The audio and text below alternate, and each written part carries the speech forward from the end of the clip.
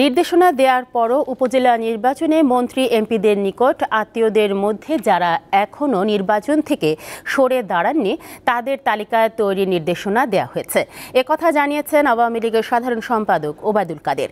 আওয়ামী লীগ সভাপতি ধানমন্ডির রাজনৈতিক কার্যালয়ে দুপুরে এক ব্রিফিংয়ে ওবায়দুল কাদের বলেন, উপজেলা নির্বাচন নিয়ে দলের পক্ষ থেকে যে নির্দেশনা দেওয়া হয়েছে তা মানতে হবে। নির্বাচন চলাকালে উপজেলা বা জেলা পর্যায়ে কোনো সম্মেলন, মেয়াদোত্তীর্ণ সম্মেলন ও কমিটি গঠন এই প্রক্রিয়াও বন্ধ থাকবে বলে জানান তিনি।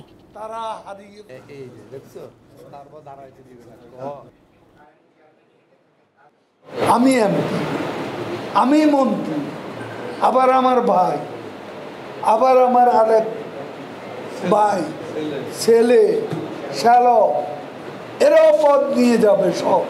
তো তাহলে তৃণমূলের কর্মীরা কি, তাদেরকে পদে যাওয়ার কোনো অধিকার নেই?